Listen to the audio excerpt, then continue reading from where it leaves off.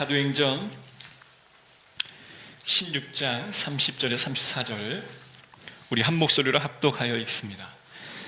그들을 데리고 나아가 이르되 선생들이여 내가 어떻게 하여야 구원을 받으리까 하거늘 이르되 주 예수를 믿으라 그리하면 너와 네 집이 구원을 받으리라 하고 주의 말씀을 그 사람과 그 집에 있는 모든 사람에게 전하더라.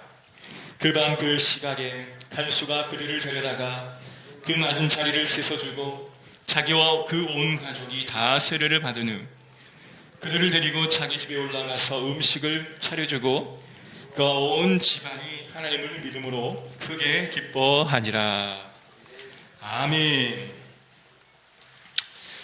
그 편견이라고 하는 것은 누군가를 바라볼 때 그 사람의 숨겨진 가능성을 볼 수 없게 만드는 우리의 색안경이다라고 정의를 내릴 수 있을 것 같습니다.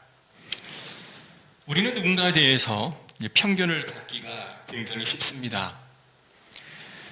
내가 전에 과거의 경험 속에서 관계가 별로 좋지 않았던 사람과 비슷한 유형의 사람을 만나면 또 우리는 편견을 갖습니다. 또 내가 굉장히 좋아했던 사람의 외모와 말투와 또 어떤 위치에 있는 사람과 비슷한 사람의 유형을 만나면 또 우리는 그 안에서 좋은 감정을 갖게 되지요. 또 누군가가 어떤 사람에 대해서 이야기를 하는 것은 그 사람에 대한 편견을 갖게 하는 또 하나의 도구가 되어질 것입니다. 이 모든 것은 겉사람으로 사람을 판단하는 하나의 편견일 수 있습니다.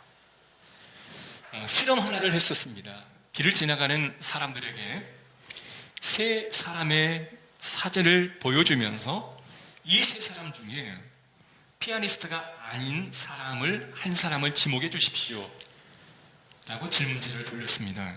그 세 사람의 사진은 첫 번째는 양팔이 없는 동양인 남성의 사진이었고요. 두 번째는 멋진 드레스를 입은 서양의 아름다운 여성의 얼굴이었습니다. 네 번째는 턱시도를 아주 멋들이게 차려입은 아주 멋진 신사가 담겨있는 사진이었습니다. 길을 지나가는 사람에게 물어보았더니 거의 대부분 피아니스트가 아니라고 생각하는 사람에게 첫 번째 사람에게 거의 대부분 표를 주었어요. 그래서 질문했습니다. 왜 당신은 일본의 사람이 피아니스트가 아니라고 생각하십니까? 라고 질문했더니 피아니스트는 양손이 있어야 피아노를 칠 게 아니겠습니까? 동양인보다는 서양인이 훨씬 피아니스트가 더 많을 것 같았습니다. 이러한 대답을 해주는 것이었습니다. 사실은 두 팔을 잃어버린 그 남자는 중국의 아주 유명한 피아니스트인 류웨이라고 하는 사람입니다. 그러니까 세상에는 편견이라고 하는 무서운 벽이 있어요. 분명 편견을 뛰어넘는 아름다운 사연이 우리가 사는 이 지구상에는 얼마든지 많이 있습니다. 그런데 여전히 편견이라고 하는 높은 벽이 가로막혀서 우리는 제대로 삶을 바라보지 못할 때가 굉장히 많이 있습니다. 특히 코로나19로 인해서 전 세계적으로 이 편견이 굉장히 많이 쌓여만 간 것 같습니다.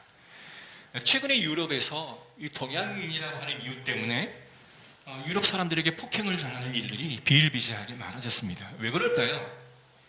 중국에서 코로나가 발발했고 그 동양인을 바라보면 전부 다 중국인 사람처럼 생각되어져서 분노가 일어나는 거죠.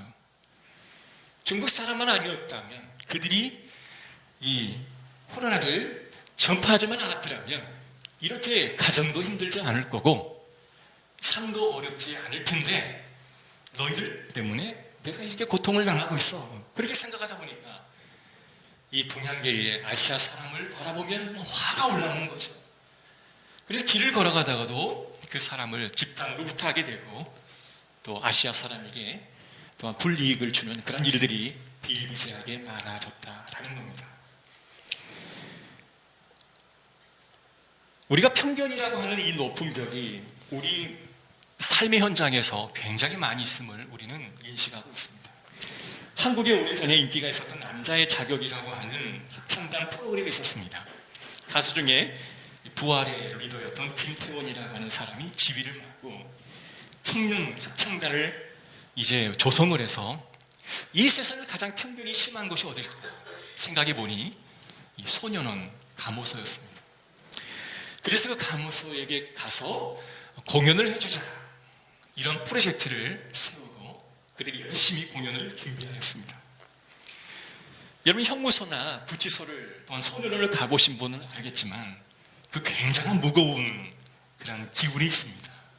왠지 밝지 않고 웃는 것도 좀 조심스럽게 여겨지는 그들만의 좀 무거운 기류라고 하는 게 있어요. 이 청춘 합창단도 처음에는 굉장히 무거운 마음으로 그곳에 갔습니다. 그런데 그곳에서 여느 아이들처럼 어찌 보면 천진난만하고 또한 철없는 그 아이들과 함께 600명들과 함께 합창을 하면서 서로 노래를 부르면서 점점 그들의 마음이 열리게 되었습니다. 그리고 노래를 다 한 다음에 그들이 답가로 이 청춘 합창단에게 불러준 노래는 You Raise Me Up, 우리가 잘 아는 노래이지 않습니까? 근데 그 노래를 답가로 부르는데 온통 감동의 도가니가 되었습니다. 서로 끌어안고 용기를 주며 격려하며 사람이 세워놓은 어떤 편견의 한계를 뛰어넘는 아주 놀라운 그런 기쁨을 모든 사람에게 선물로 주었죠. 오늘 본문의 바울과 실라가 유럽으로 처음 전도하기 위해 마게도냐를 향하여 떠납니다.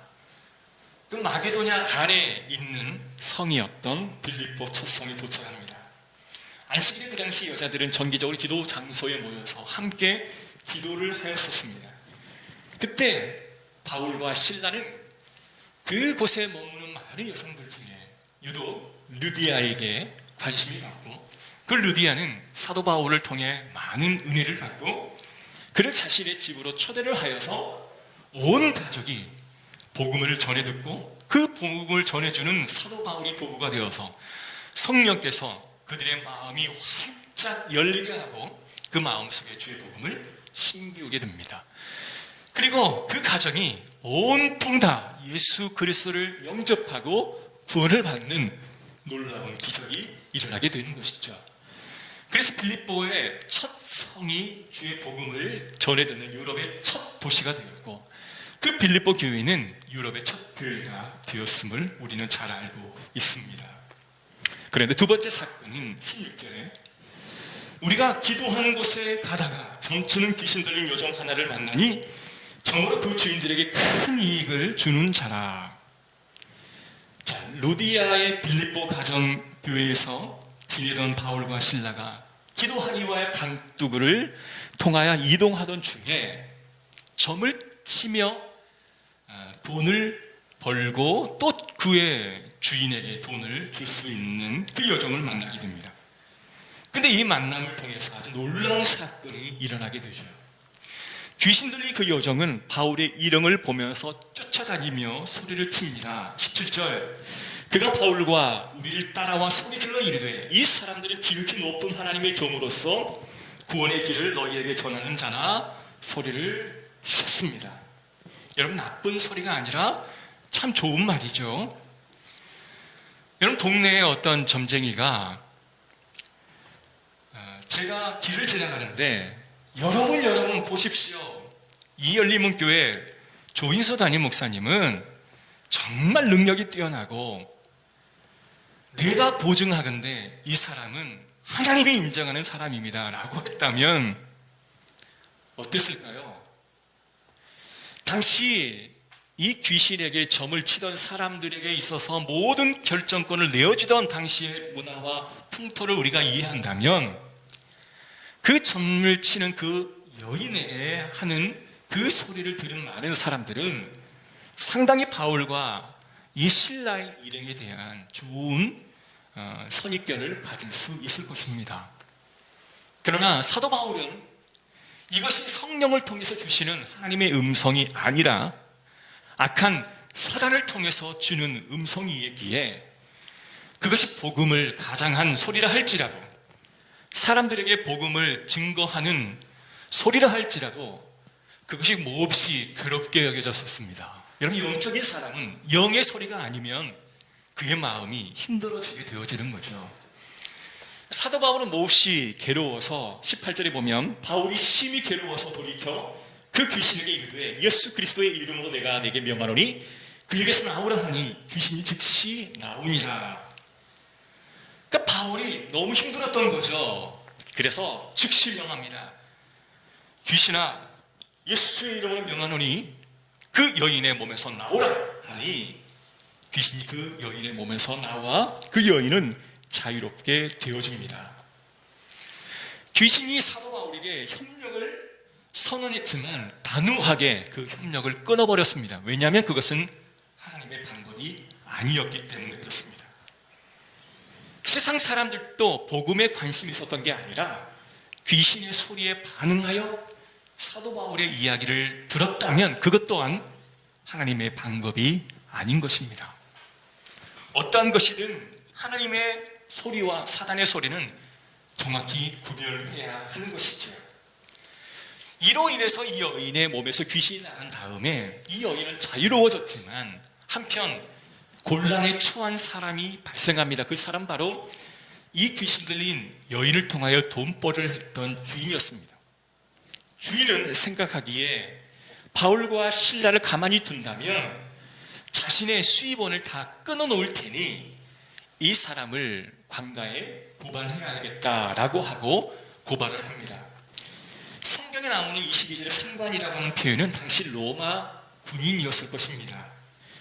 로마 군인에게 이 바울과 실라를 고발을 하고 이 상관은 묻지도 따지지도 않고 감옥에 갇히게 하고 그를 심하게 매질을 하게 됩니다.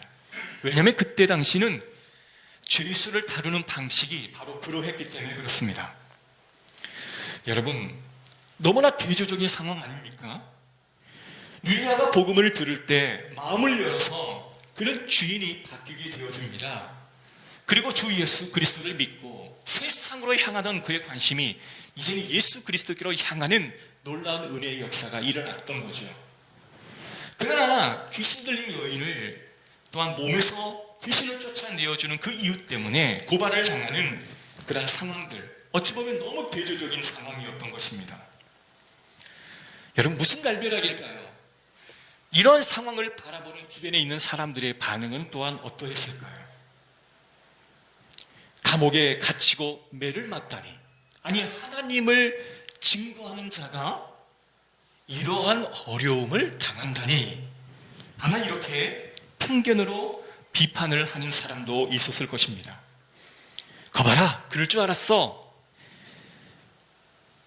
그들이 이곳에 와서, 헬라 문화가 가득한 이곳에 와서 유대인이 복음을 전해 그렇게 당하는 것은 싸도 싸, 이렇게 고소해하는 사람도 있었을 것입니다.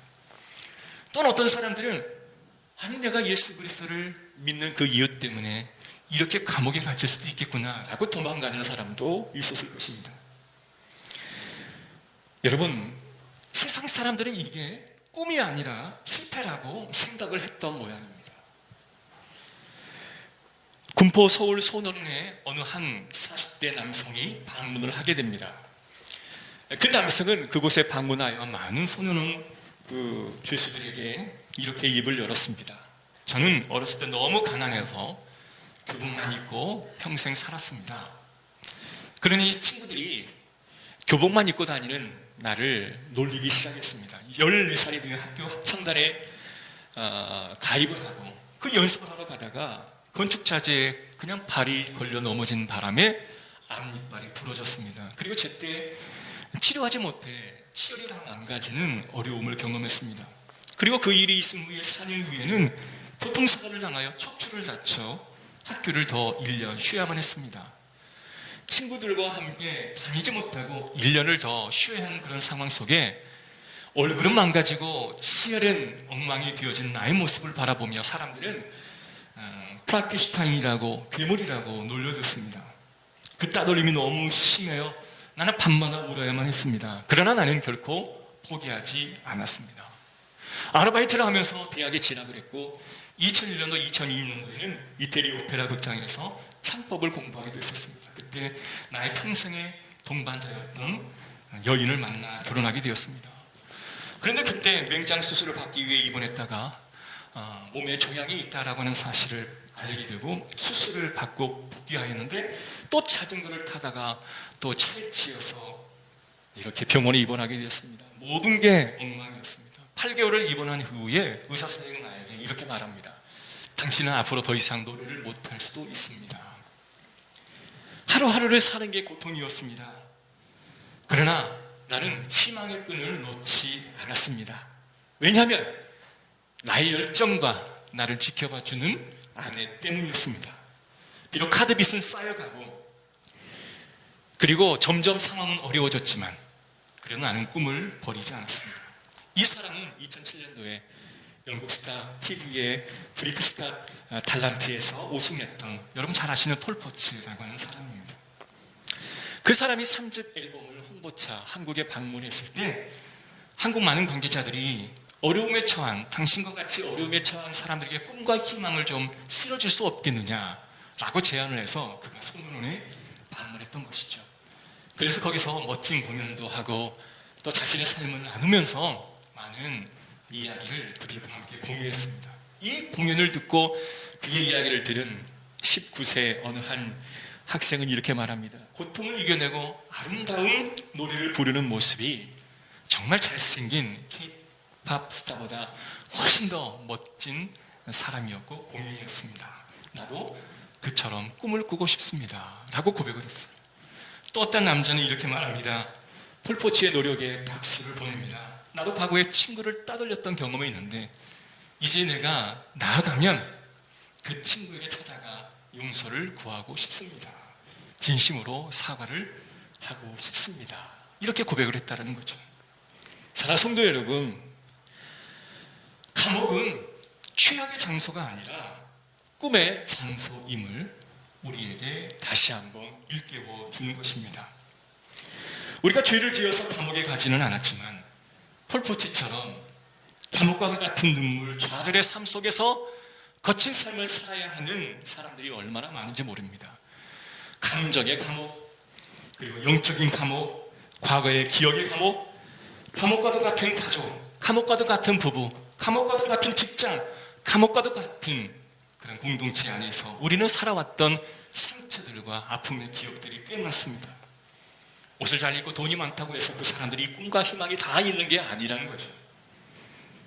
우리보다 분명 나은 삶을 살아가고 있는 것 같아 보이지만 그 사람도 역시 자신의 감옥에 갇혀 살아가는 사람이다라고 우리는 바라볼 수밖에 없는 것이죠. 그러나 성도 여러분, 우리는 결코 포기해서는 안 됩니다. 자신을 부끄럽게 생각해서도 안 되고 하나님이 우리의 모든 형편과 사정을 아시기에 이 어려움의 현장이 다시 꿈을 꾸는 현장으로 하나님은 바꾸어 주실 줄로 믿습니다. 바울과 실라는 이 감옥에 갇혀 있는 그동안 그의 마음은 어떠했을까요? 아니, 복음을 전하다가 나쁜 일을 한 것도 아니고 하나님의 복음을 전한 것뿐이었는데, 그리고 그 여인이 너무 불쌍해서 귀신을 내쫓아 준 것밖에 없는데, 아니 이렇게 일이 와전되어서 나를 감옥에 집어넣는가? 아마 원망하지 않겠습니까? 우리 허기동 선교사님도 그런 것 같아요. 청년 시절 국제기아대책기구의 부름을 받아 태국이란 땅에 발을 딛게 됩니다. 평신도로 청년으로 온통 어려운 기아에 허덕이는 사람을 위해 도움을 주기 위해, 또한 복음을 전하기 위해 그곳에 방문을 하죠. 그리고 후에 단기 선교팀으로 그곳에 찾아갔던 우리 김유경 선교사님이 현재 간호사였습니다. 간호사의 일을 잠시 휴가를 맞고 단기 선교차 갔는데, 아니 두 분이 눈이 딱 맞아버린 거예요. 그래서 거기서 머물게 되고 거기서 결혼을 하게 됩니다. 한참 멋부리기 좋아하고, 한국에서 간호사하면 그 위치가 꽤 높지 않습니까? 연봉도 세고요. 그러니까 안락한 삶을 뒤로하고 사명을 쫓아 그곳에서의 살아왔던 수십 년의 세월들. 그러나 막상 아이를 키우다 보면 부족한 게 얼마나 많이 있겠습니까? 어렸을 때야 작은 건 하나 줘도 아이들이 다 만족해하지만 얘들이 커가고 대학에 가고 결혼할 때가 되면 얼마나 필요한 것들이 많이 있겠습니까? 다 채워지지 못할 때 그 선교사님 마음은 어떠했겠습니까? 근데 지금처럼 이렇게 아내의 질병이 꼭 자신의 무능력함인 것만 같아 얼마나 슬프고 아플까요? 원망하기 좋아하는 사람이라고 한다면 하나님, 내가 이토록 모든 것을 다 헌신하고 바쳤는데 왜 이러한 어려움을 내게 주셨습니까? 라고 도전과 원망과 아픔을 이야기할 수 있습니다. 그러나 성경은 이렇게 말합니다. 불평과 원망과 도전은 곧 실패의 지름길이다 라고 말합니다. 기적은 정반대적인 상황에서 우리에게 나타나기 시작합니다. 그러나 기도와 찬송은 우리에게 성공을 불러다 주는 놀라운 지름길입니다. 이게 바로 기적입니다. 사도행전에 나와 있는 수없이 많은 기적들이 있지만 우리가 한 가지 간과하지 않아야 할 것은 당사자 바울과 실라는 여전히 감옥 안에 있었고 그 감옥 안에서 그는 착고가 채워지고 모든 세상과 단절된 상황 속에서 깊은 감옥에서 그는 놀라운 최고의 경험을 하였다라는 것입니다. 헬라 문화가 가득하고 로마 병정에 다스리고 있는 그 나라에 하찮은 유대인 하나 정도야 죽여도 아무도 양심의 꺼리낌이 되지 않을 법한 사회 속에서 하나님은 그를 감옥에 보내었고 그 속에서 놀라운 은혜를 체험하게 했죠. 사도 바울과 실라는 그곳에서 기대감과 설렘을 당한 순간도 잊지 않았습니다. 그래서 그는 할 수 있었던 게 찬양과 기도였다라는 것이죠. 여러분, 기적은 우연히 일어나는 게 아니라 최악의 장소이지만 그 장소가 꿈의 장소라고 알고 다시금 하나님 앞에 찬양하고 기도할 때 그것은 곧 우리의 기적의 장소가 되는 줄로 믿습니다. 이러한 축복은 꿈꾸는 신앙인에게만 허락되어지는 하나님의 은혜입니다. 바울과 실라도 아마 놀랐을 겁니다. 자신의 꿈과 희망을 한 번도 내려놓지 않고 나를 마게도냐로 보내신 분이 하나님이시고 나를 통하여 빌립보 자주장사 루디아에게 복음을 전한 그 가정을 변화시킨 것도 하나님이시고 그 여인의 몸에서 귀신을 쫓아내신 것도 하나님이실 텐데 나는 이곳에 보낸 것도 하나님이시니 내가 할 일은 오직 기도와 찬양밖에 없으므로 그는 오직 기도와 찬양을 했을 뿐입니다. 근데 갑자기 땅이 흔들리고 착고가 풀리고 문이 열리고 그곳을 나올 수 있는 기회가 생겨났던 거죠. 여러분, 감옥과 같은 그 현장에서 놀라운 하나님의 영적인 체험을 하게 된 것이죠. 저와 여러분도 이러한 영적인 체험을 하시기를 주의 이름으로 축복합니다. 두 번째 감옥은 어떤 곳일까요? 감옥은 생명의 씨앗이 움트는 곳 공간입니다. 그 남아프리카의 감옥의 D급 정치범 수용소에 한 남성이 이제 수감이 되어집니다. 보통 D급 정치범 죄수는 아주 심각한 범죄를 저질렀을 때만 D급으로 규정하기 때문에 이 사람에게는 면회도 그리고 편지 서신도 아무도 왕래를 할 수 없습니다. 고작 6개월에 딱 한 번, 몇 년이 지난 후에야 그것도 허락되어진 것이고요. 6개월에 딱 한 번 면회가 가능한 삶이었습니다. 독방에 갇힌 지 4년이 되자 충격으로 어머니가 돌아가셨습니다. 그리고 그 이듬해 큰아들도 자동차 사고로 세상을 떠났습니다. 여러분, 사랑하는 이의 장례식에 가지 못한다고 하는 그 아픔이 얼마나 클까요? 둘째 딸은 심각한 우울증에 시달렸고 가족들 역시 너무 힘들어서 영문도 모른 채 흑인 거주 지역으로 끌려가 몹시 심한 그런 고생을 해야만 하는 상황이었습니다. 아버지 노릇, 남편 노릇도 제대로 하지 못하는 그런 상황이 반복되어졌을 때에 시간이 오래 흘러 맏딸이 면회를 온다라고 하는 소식을 듣습니다. 겨우 소신을 통해 소식을 전해들은 그 아버지는 그 딸을 만나게 됩니다. 아빠, 제가 지난번에 편지를 써서 보내드렸던 것처럼 그 품에 안겨있는 갓난아기를 내보이면서 제가 낳은 아들입니다. 이 아들의 이름을 지어주셔야죠. 당신은 손주의 이름을 아버지가 지어주는 것이 관습이었기에 이 딸은 자신의 아들을 이름을 짓기 위해 아버지를 찾아갔던 것이죠. 주머니에서 꼬깃꼬깃 종이 한 장을 꺼내 들게 되는데 거기에는 아들의 이름이 씌어 있는데 그 이름이 바로 희망이라고 하는, 아즈위라고 하는 단어가 기록되어 있었습니다. 27년의 수감 생활을 끝나고 출감하는 그날 그는 이렇게 많은 인터뷰를 하였습니다. 네 나이 71세, 인생을 새롭게 시작한 것 같다. 이제 내 인생의 일막이 끝났다. 여러분, 이른이 넘은 넬슨 만델라, 여러분 잘 아시죠? 그의 꿈은 이거였습니다. 46년 동안 초토화된 나라에 다인종을 위한 미래의 나라를 건설하고 싶다. 그게 그의 가장 큰 꿈이었습니다. 여러분, 꿈은 나이를 따지지 않습니다. 꿈은 어떤 상황도, 어떤 여건도 고려하지 않습니다. 어떤 누구는 감옥에서 꿈을 꾸는 자가 있는가 반면에 어떠한 사람은 화려한 삶을 살아가면서도 꿈을 발견하지 못하고 살아가는 사람도 있다고 한다면, 꿈이라고 하는 것은, 희망이라고 하는 것은 하나님이 주시는 놀라운 미래에 대한 청사진은 그가 어떤 환경에 처해 있기에 자연 말씀대로 따라오는 것이 아닌 것을 우리는 알게 되죠. 예수 그리스도께서는 죽음을 멸하시고 또한 지옥을 멸하시고 생명과 영생과 천국을 우리에게 소망을 주셨습니다.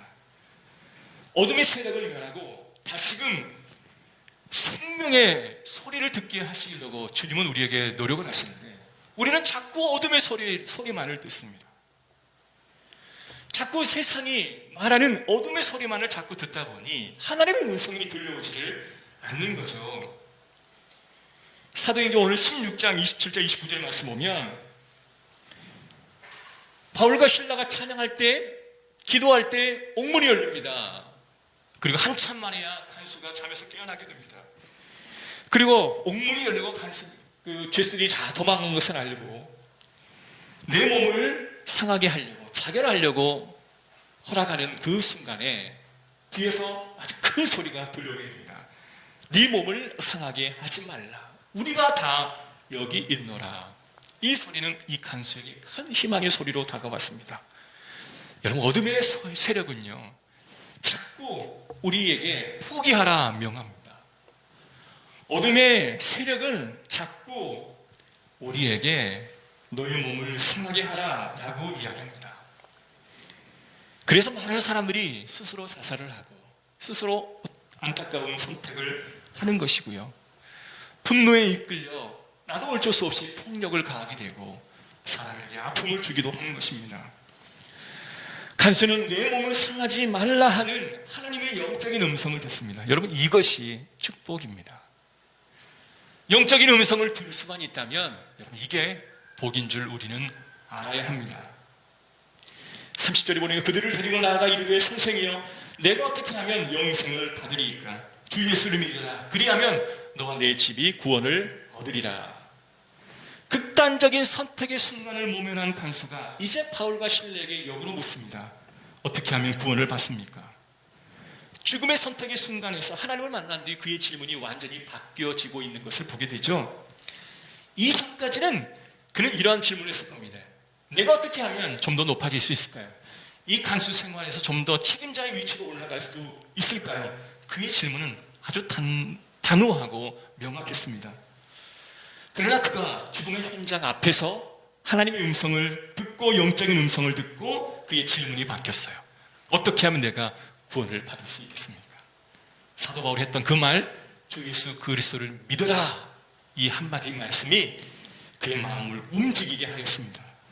33절 34절의 말씀 보니까 그 밤에 그 시각에 간수가 그들을 데려다가 이 사람들의 맞은 자리를 다 소독하고 씻어주고 세례를 바꾸고 그와 및 가족들이 온통 구원을 받게 되는 축복을 경험하게 되죠. 흥미로운 것은 이렇게 사도 바울은 한 사람에게 복음을 전했는데 이상하게 하나님은 그 가족 모두를 다 구원하는 축복을 허락하셨습니다. 루디아가 그랬고요, 간수의 온 가족이 그랬고 고넬료의 가족이 바로 그러했던 것이죠. 무엇을 의미할까요? 한 사람이 희망과 꿈과 그리스도의 복음을 받아들이게 되면 그 생명은 씨앗이 되고 움트고 줄기를 내고 가지를 내고 또한 열매를 맺는 놀라운 역사가 일어나게 된다라는 것입니다. 40절, 두 사람이 옥에 나와 루디아의 집에 들어가서 형제들을 만나 보고 위로하고 가니라. 절망 가운데 있었던 많은 사람들, 그리고 걱정하며 기도하고 있는 그 사람들에게 바울과 실라는 그들에게 나와 구원의 간증을 선포하고 마음 졸이고 기다리는 사람들의 마음을 위로하였습니다. 여러분, 얼마나 아름다운 일입니까?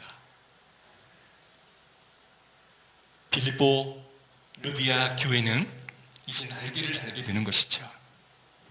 구원을 경험한 하나님의 영적인 것을 체험했죠. 그리고 아픔을 이겨낸 뒤에 하나님이 채워주시는 놀라운 역사를 체험하게 된 것입니다. 그것이 바로 우리를 성장케 하는 놀라운 원동력이 되어지는 거예요. 여러분들 예수 그리스도를 영접하고 구원을 받는 백성이 된 줄 믿습니다. 그렇다면 이제 감옥 같은 현장을 딛고 일어나 하나님의 일하심을 체험하는 그런 영적인 체험이 있을 때 비로소 우리는 성장하고 발전하게 되어지는 것입니다. 이것을 꿈꾸며 하나님은 그 아들 예수 그리스도를 우리에게 보내주셨습니다. 그리고 외칩니다. 불평과 좌절에서 멈춰서지 말고 다시 최악의 감옥이라 여겨지는 그 환경에서 딛고 일어나 주님을 바라보라. 그 음성 듣기를 주의 이름으로 축복합니다. 아마 선교사님의 가정도 분명 그러한 영적인 작업을 하실 줄로 믿습니다. 그렇게 말씀하시더라고요. 목사님, 저 기도하고 있어요. 하나님의 음성을 들으려고 귀를 쫑긋 세우고 기도하고 있습니다. 지금까지는 음성이 잘 들려오지 않아 답답하긴 하지만 반드시 음성 주실 줄로 믿습니다. 그렇게 기도해 주세요 라고만 말씀하시더라고요. 아마 제가 그와 같은 고통의 현장에 놓여 있다 할지라도 아마 동일한 기도를 하지 않았겠습니까? 저와 여러분도 이와 같은 동일한 기도를 해야 하지 않겠습니까? 절망 가운데 찾아오신 주 예수 그리스도의 은혜가 저와 여러분과 함께 하시기를 주의 이름으로 축복합니다. 그래서 여러분이 생각하는 감옥의 인생이 결코 감옥이 아니라 희망을 주는, 꿈을 주는 기쁨의 장소, 회복의 장소가 되기를 주의 이름으로 축복합니다. 기도하겠습니다. 하나님, 감사합니다. 그러한 현장이 되게 하옵소서. 가정이라고 하는 감옥, 직장이라고 하는 감옥, 과거에 좋지 않았던 상처의 기억이라고 하는 감옥, 그리고 뭔가 해야만 한다고 하는 무거운 책임감의 감옥, 이제 그 감옥에서 주님을 만나기를 원합니다. 주여 만나주시고 주님의 일하심을 다시 한번 체험할 수 있도록 역사하옵소서. 주 예수 그리스도의 이름으로 기도합니다. 아멘.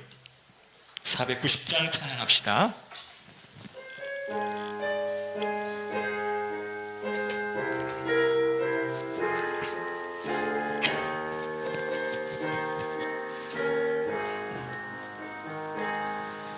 주여 지난 밤 내 꿈에 매였으니 그 꿈 이루어 주옵소서.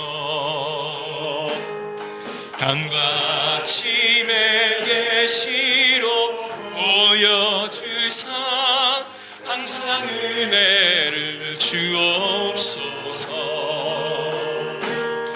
나의 놀라운 꿈 청량함이 있기는 장차 그 은혜 하늘 별이 나의 놀라운 꿈 정령 이루어져 주님 얼굴을 메우리라. 마음 괴롭고 아파서 낙심될 때 내게 소망을 주셨으며 내가 영광의 주님을 바라보니 앞길 환하게 보이도다. 나의 놀라운 꿈 청량함이 있기는 장차 그 은혜 하늘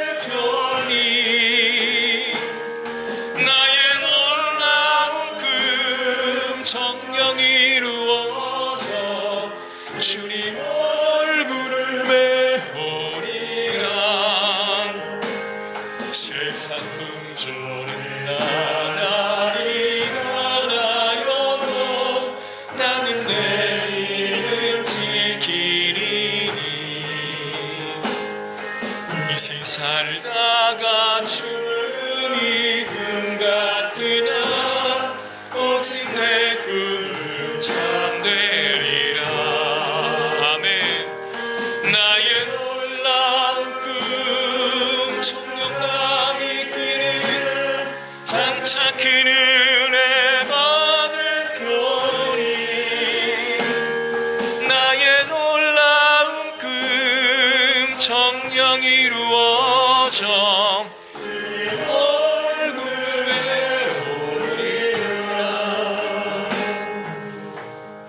우리 함께 기도했으면 좋겠습니다. 먼저 우리의 동역자인 우리 김유경 선생님의 수술을 앞두고 그의 가정을 위해서 기도해 주시고 그 아픈 환부를 위해서 기도해 주시기 바랍니다. 그리고 하나님의 뜻으로 모든 치료의 과정을 붙잡아 주옵소서.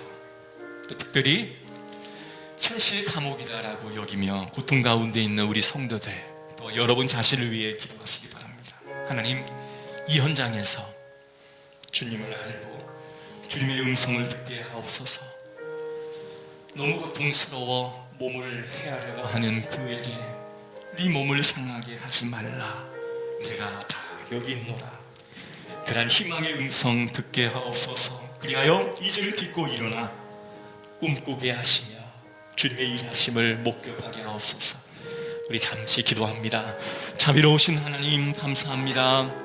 주님이 우리에게 주신 많은 은혜와 주님의 사랑을 체험하게 하옵소서. 놀라운 하나님의 은혜를 알게 하여 주시며 주님의 음성을 들을 수 있도록 인도해 주심을 참으로 감사합니다.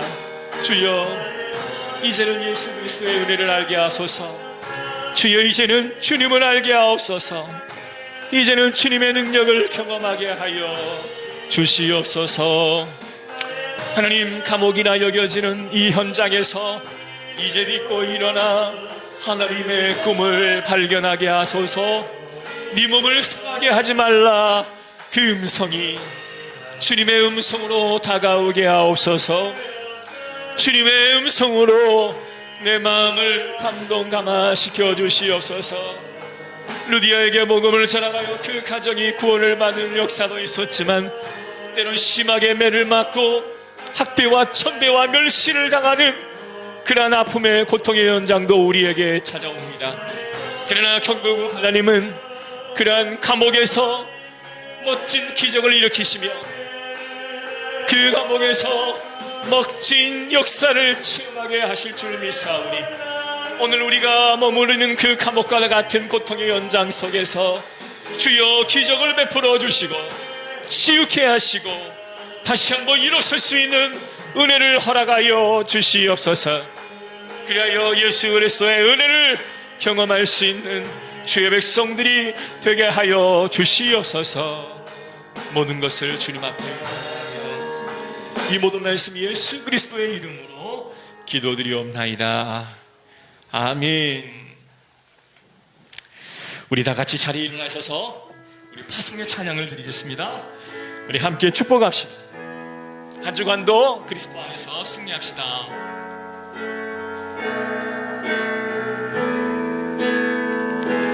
너는 시냇가에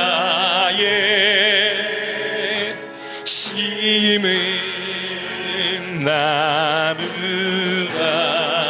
하나님의 사랑 안에 믿음뿐이 내리고 주의 뜻대로 주의 뜻대로 항상 사세요.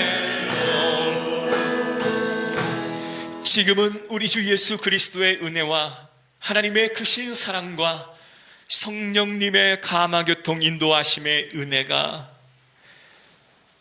감옥과도 같은 고통의 현장 속에서 하나님의 음성 듣기 원하는 우리 모든 성도들 머리 위에 지금으로부터 영원토록 함께 있을지어다. 아멘.